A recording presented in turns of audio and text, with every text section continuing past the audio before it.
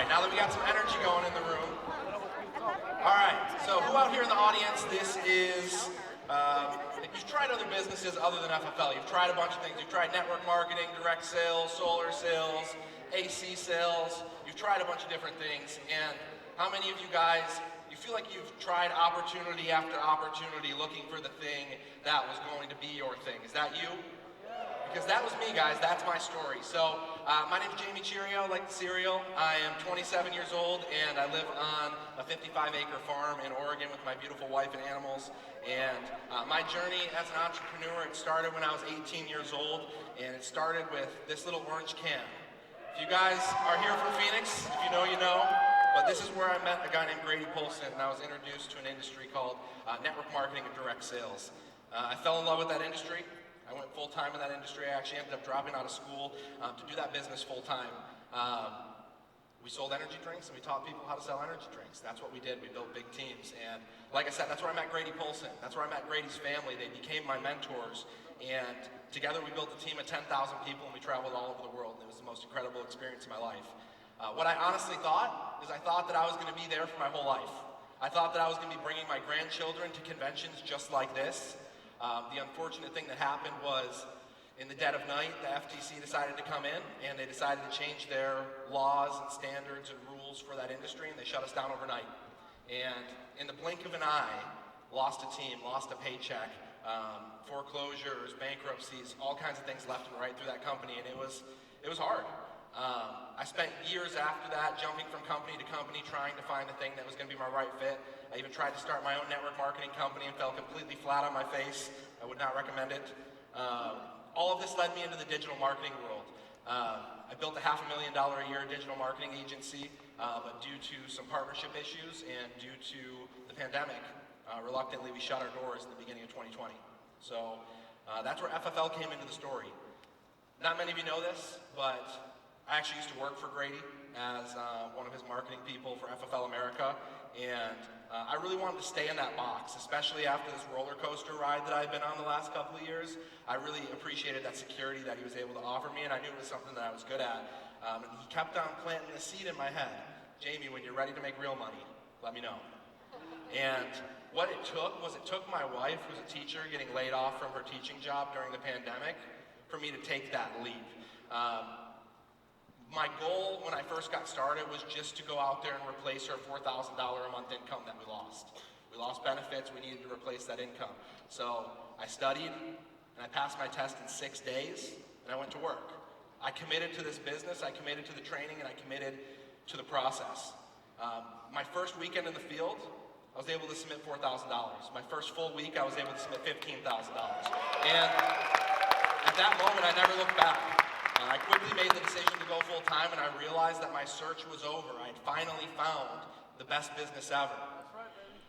So guys, with that being said, I want to talk about how to best take advantage of the best business ever.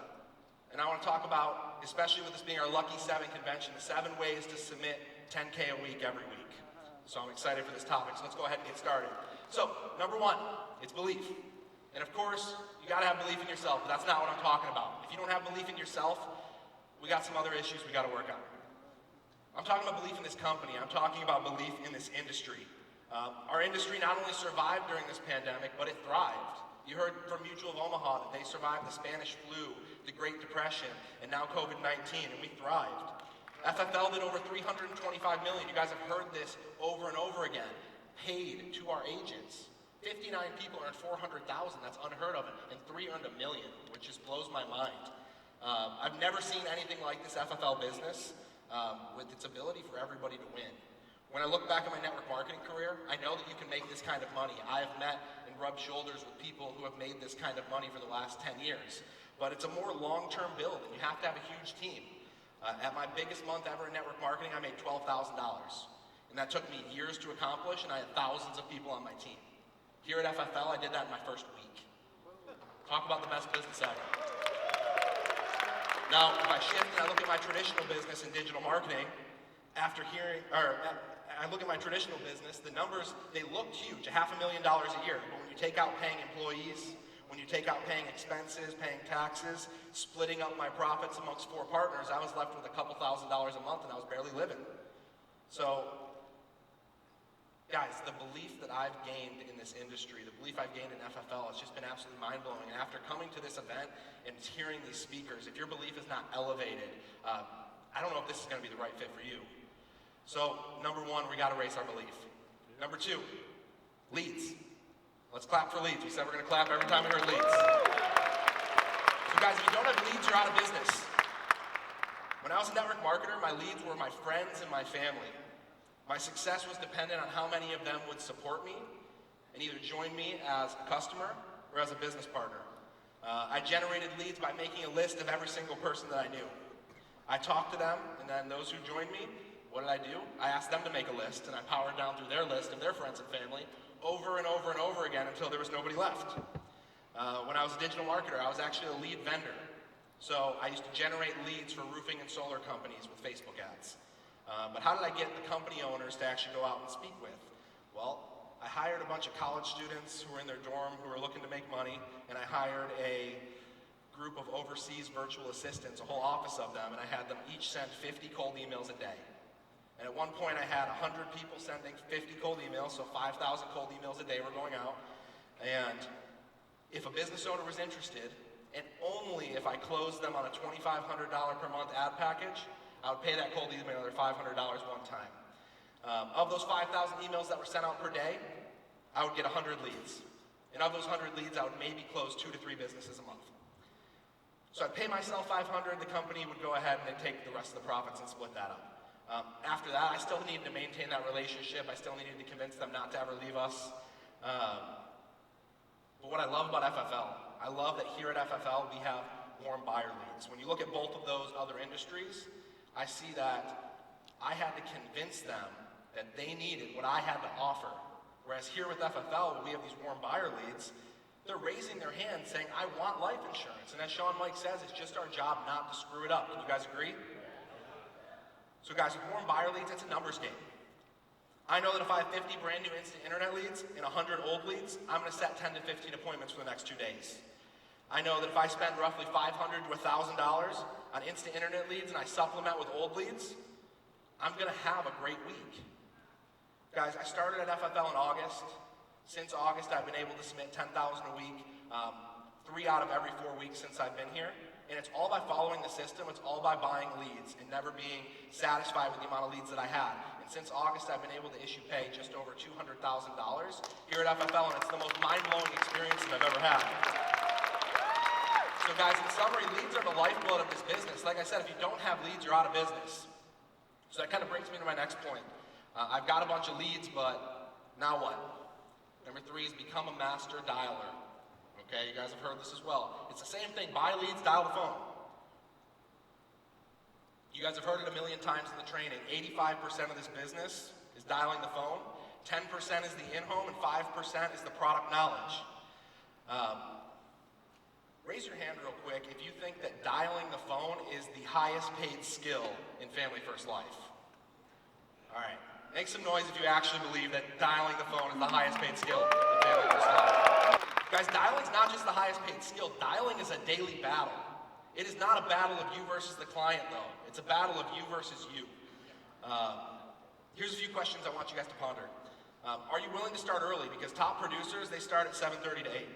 Every single dial day, no matter what, without fail. Are you willing to dial the phone as many times as it takes? Because top producers dial 250 to 500 times no matter what.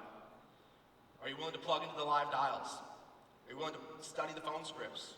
Are you willing to commit to getting good at the phones? Because top producers, they commit to mastering this skill. That's the number 1 skill they commit to mastering. When it comes to dialing the phone, the what to say, the how to say, that can be taught. You can learn that. But the discipline, if you're not willing to sit down and do that, that cannot be taught. We cannot coach to that. This is not the right fit for you. That's something you have to overcome on your own. So commit to becoming a master dialer. Number 4, preparation. Guys, of course you want to make sure you're prepared for your first appointment. There's a couple simple things you want to make sure that you have. You want to make sure you have your writing numbers, your quote tools, your logins, your links, your financial inventory sheets. But do not let the feeling of being not 100% prepared keep you from sitting in your first home. Should you have brochures? Should you have pamphlets? Yes. Do you need them to sit in your first home? No. I'm kind of embarrassed to say this, it's kind of funny. I did not order my first brochure or carrier folder until I'd issued over 150,000. Not a single time. So what did I go into the home with? I had my iPad, my bag, my financial inventory, my credibility sheet. The credibility sheet had the carrier logos on it, so that was really all I needed. And some final expense versus term benefit sheets. And that was it. Nothing else. That's all I needed. So, guys, of course, we want to get prepared, but we don't want to be paralyzed. Don't over-prepare. Just get out there. Like Stephen E. said, we just got to dive in. We got to jump in. Number 5, structure in the home. Josh Crenshaw is about to train on this. I'm not going to train on this, but I'm just going to talk about the importance of it. He is a much better producer than me, and I'm so excited for you guys to hear from him. Guys, I was so nervous going to my first appointment. I was so overwhelmed with getting prepared, getting through boot camp. I just set a bunch of appointments, and now I'm thinking, oh my gosh, I have 7 appointments tomorrow. What am I going to do? It's the most terrifying feeling, and I'm sure so many of you guys can relate to that.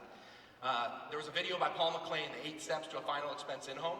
And I watched it over and over and over and over again, and I just wish that I could bring my notes into the home with me, and I could just not forget what to say. And that's kind of when a light bulb went off for me. I said, I can. All that I did was I took my notes, I typed them out, and then I typed the word agenda at the top. And my in-home agenda was born. And what it did is it just gave me so much confidence. All it really is just a cheat sheet. It's just the 8 steps that you go through so you don't forget what to say, and I wrote the word agenda, and the client's like, oh, he's going to tell us what we're going to do here today. And it gave me so much confidence. So I sit down at the table, I pop down the lead card, the credibility sheet, and the agenda, and I say, here's what we're going to do today. And you guys have to get good at saying, here's what we're going to do today. The main thing to take away from this point is that even though I had no clue what I was doing, I was able to increase my credibility while reducing the sales pressure by providing structure in the home and being very assumptive. So I want you guys to commit to studying top producers like Josh Crenshaw, who's coming up next, and mastering the skills of the in-home. Number 6, find a mentor. Someone to learn from, someone to teach you, someone to help you with the underwriting, somebody to help you overcome think about it, somebody to help you overcome any of the objections. But also you want to find a mentee, somebody that you can show the ropes. I would say that I've learned more teaching some of my new people in this business than I could have ever learned in a video. Somebody calls me in a home saying, I've got Mary who's 62 with COPD on an oxygen tank. What do I do? Even if I had no idea what to do, it forced me to learn the underwriting guides. It forced me to learn how to overcome those objections. It forced me to learn how to diagnose those problems that the new person was dealing with in the home, and it helped me to get better. So find that mentor, find that mentee, be a sponge, absorb everything you can from your mentor with the idea of paying it forward, giving it back to your team. So that's number 6. And lastly, number 7, this is the most important one, consistency. So, in this business, I've learned that you have to do the right things long enough consistently. I would write that down. You have to do the right things long enough consistently. So, what are the right things? How long is long enough? And what do we mean by consistently? The right things are simple. You've been hearing it all day. Buy leads, dial the phone 250 times, set 20 to 30 appointments a week, and learn every minute in between. Those are the right things. How long is long enough? As long as it takes. That's a simple answer. And what do we mean by consistently? So I'm going to give you guys an analogy. I'm sure some of you guys have heard the analogy of the duplicating penny. What would you rather have, $1 million now or a penny doubled every single day for 30 days? The penny. I'm going to take a little bit of a different approach on this one. So we take that penny and we double it every single day for 30 days.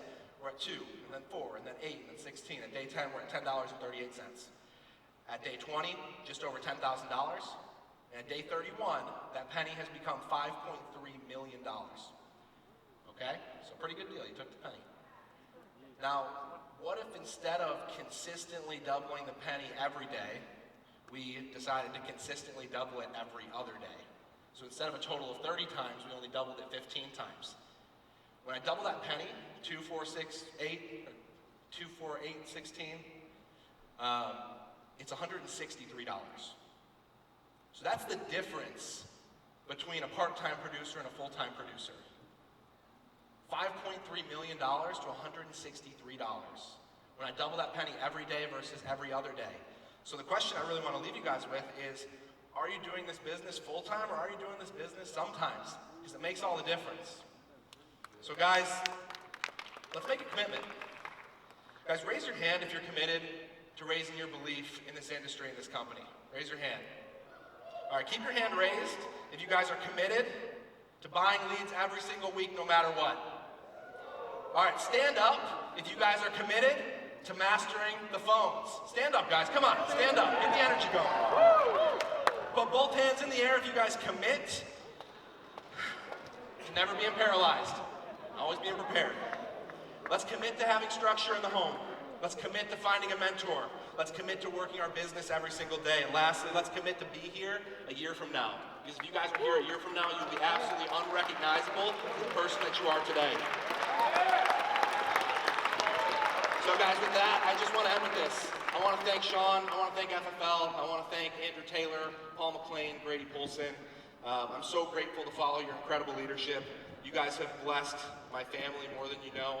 I'm the most confident I've ever been in my life to be a provider for my family. My wife and I just found out on Thanksgiving that God's blessing us with a little baby, so we're so excited. And I just feel so grateful to be able to offer hope. Hope to our agents, hope to our clients, hope to my family. That's what we offer here, guys. We offer hope. So, last thing, I promise. There's people all around the world who are filled with fear, doubt, and hesitation. They're scared. They're hopeless right now. They're looking for a couple of things. They're looking for faith. They're looking for hope. They're looking for a plan. They want to know, can I do this? Can I honestly do this? Yes. You can say yes. We have a plan, and we have hope. Thank you guys so much. God bless you all.